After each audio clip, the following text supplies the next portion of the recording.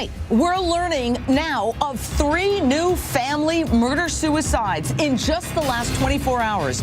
In each case, entire families have been wiped out by one of their own. Good evening, I'm Jane Velez Mitchell. Is a horrifying epidemic sweeping the country. At least 17 people have died this week alone in almost half a dozen murder-suicide cases involving families. Oh, God, I can't talk about this.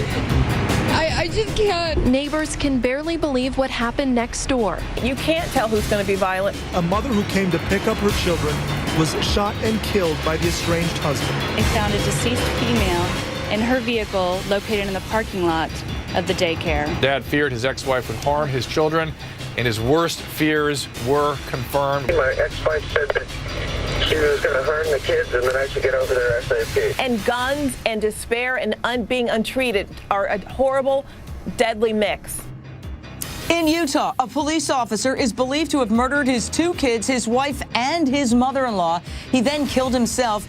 All 5 bodies were found inside the family's home just last night. In South Carolina, a seemingly devoted husband and father shot his wife and 2 toddlers in the head before committing suicide. They were discovered Wednesday. Friends and neighbors are shell-shocked, saying they were 0 warning signs. It seemed like a very happy family. And in Texas, a mother was shot and killed in her car as she picked up her children from daycare. Police say the killer is her boyfriend and the father of the children, who turned the gun on himself just a few blocks away. What is behind this sickening trend? Just yesterday, we told you about a Florida mom. This woman right there who slaughtered the 2 kids you were looking at, the teenage daughter and son, and killed herself in a murder-suicide. And a Utah mother killed her 2 daughters and then herself.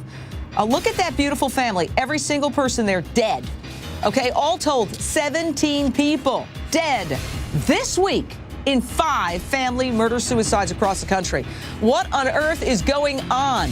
Straight out to my fantastic Lion's Den panel. Let's start, Simone Bien, behavior expert, with this Utah cop who slaughtered his wife, her mother, and their 2 kids, ages 5 and 7. Now, the officer was reportedly having marital troubles, but had not filed for divorce. I mean, why take it out on the children? Well, because killing yourself isn't enough, Jane. What we do know in this situation is the more we see it, the more it happens. It is on the rise. And at the core of it is the marital problems, the relationship problems. And what we know, and your video just showed, that actually men murder their partners and their children, but women tend to murder their children and spare their partners. It is monstrous. It is a terrifying power that we have over our lives and someone else's, and this kind of pathetic impotence that we can't handle living. It is the worst kind of cruelty.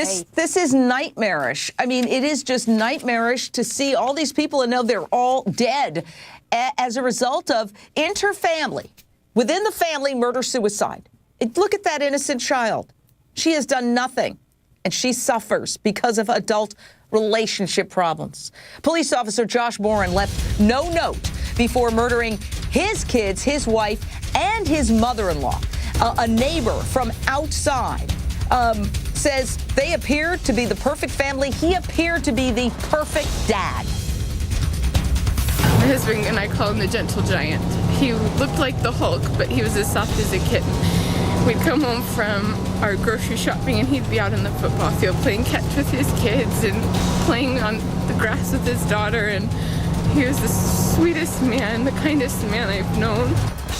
And you can hear from that neighbor's voice. People are just devastated. This cop, you're looking at him right here, also killed his mother-in-law, who had been living with the family for about 5 years. Now, I have to say, and, I want to throw this out to criminal defense attorney Ashley Merchant. You've covered and you've handled so many gruesome cases. This is sheer speculation, but I'm wondering if living with the mother-in-law, okay, he's having marital problems, and his wife's mother is right there in his face during the marital problems they're having.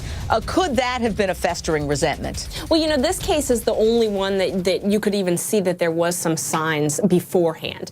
Apparently, the other staff that he worked with at the police department said that he had been having some marital problems. They had noticed some possible mental health issues, and so at least there were some signs where all of the other ones are completely out of the blue. And so the criminal justice system could not have caught these ahead of time because there was no intervention. There was no prior crimes of violence, at least that were reported. So there was never an opportunity for the system to sort of find these people and treat them and help them before it went to a murder-suicide. Well, I think you're making a very good point. If you want to contrast these cases here, these are people who are living and working in the communities. This officer, you know, had a job. That's how they found out he had killed his beautiful. Look at this woman. I mean, she's gorgeous. Look at these kids. They're gorgeous. That he had done this is because he didn't show up for work as a cop. Now, contrast that with what we think of when we think of people who kill their kids. Andrea Yates, she confessed to drowning. You remember her 5 children in the bathtub back in 2001. She was mentally ill. She was insane, and she was ultimately judged to be insane in a court. She suffered from command hallucinations, severe depression and psychosis.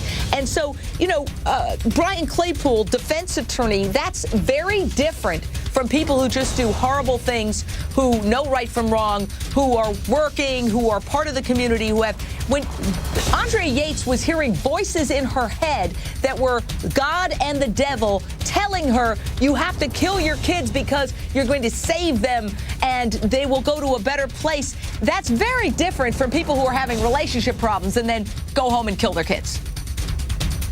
Right. Jane, you're absolutely right.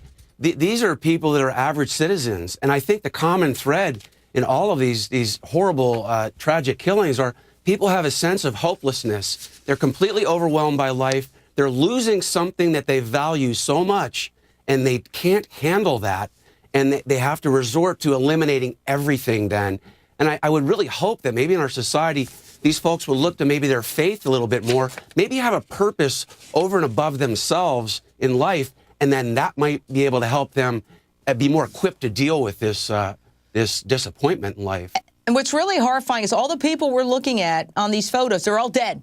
And in each case, a parental figure, an adult killed themselves, the other person, and the kids. It's beyond comprehension, evil and horrible. Susan, Florida, what do you have to say? Susan, Florida. As you know, I mean, I was a judge in criminal and family law. So we used to say that family law was a lot more nerve-wracking and dangerous than criminal law, believe it or not. Absolutely, because there's nothing that... nobody can press your buttons like a family member. I think we all know that. And you can have arguments at work or in social settings, and it really doesn't, you know, at the grocery store or whatever, it's nothing compared to family hits you in a different place. Now, you're from Florida. In Florida, another one of these cases earlier this week, the Berman family wiped out in a double murder-suicide. And this happened earlier this week. The mother, Jennifer, murdered her 2 teenage children.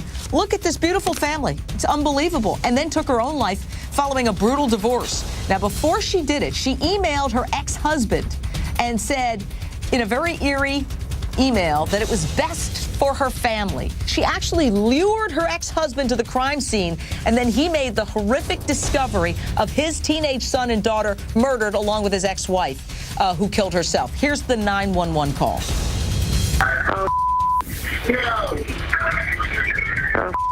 What's going on, sir? Well, he's not moving, and he has... Who's not moving? Blood on his ear.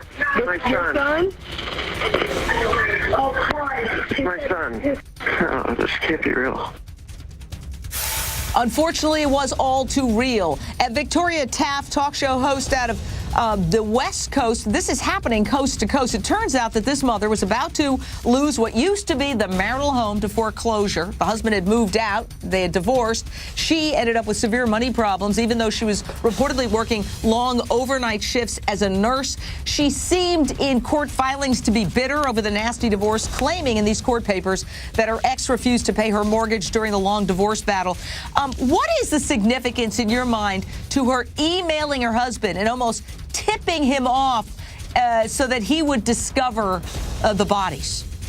Well, he was supposed to discover the bodies because, Jane, it was all about power and control, the one thing over which he had control during that divorce proceeding. She was getting back at him, and the only way she could was not through power and not through anything else that was in her purview, but power over the kids. And that would be the ultimate get back to this husband who refused to pay the mortgage on the house, leaving her, in all likelihood, as happens so often with women in these kinds of situations, nearly destitute and sometimes homeless. John Lieberman, investigative reporter, and you've covered so many cases involving children and the horrors that happen to children. To try to wrap my mind around how you could possibly kill your own children. They came out of your body in the case of the women who killed their kids this week, and you raised them and you put them through school. And the two children in the Florida case, this mother who murdered her two children, these were excellent straight-A students who they were performing cello and violin, incredibly gifted kids. I can only think that in the sick, twisted mind of a parental killer that, well, if I die, I won't know what happens to my kids. So if I kill them, then I'm not left with the unanswered question of what will happen to them down the road? John Lieberman. Jane, you hit the nail on the head. This is the ultimate crime of cowardice. Every murder-suicide I have ever covered always comes back to the cowardly nature of the person who does the killing and then kills himself. Frankly, this happens about 1,000 times a year, but I've never seen a week like this week when we had so many murder-suicides. And look, we all say, well, there were no warning signs, this or that. Once people dig in, once the law enforcement digs in and starts asking questions, there will be plenty of warning signs. Trouble in the house, trouble in the relationship. These things don't just happen. There are always some warning signs behind the scenes. On the other side, is there an epidemic of family murder-suicide? And if so, why? 17 people dead just this week, killed by their own family members or killing themselves after killing their family members. What's going on? Is there something in our culture that is making people feel overwhelmed to the point where they're becoming murderous and suicidal? Stay right there. We're taking your calls. Dad feared his ex-wife would harm his children, and his worst fears were confirmed. My ex-wife said that she was going to harm the kids and then I should get over their SAP. And guns and despair and being untreated are a horrible, deadly mix.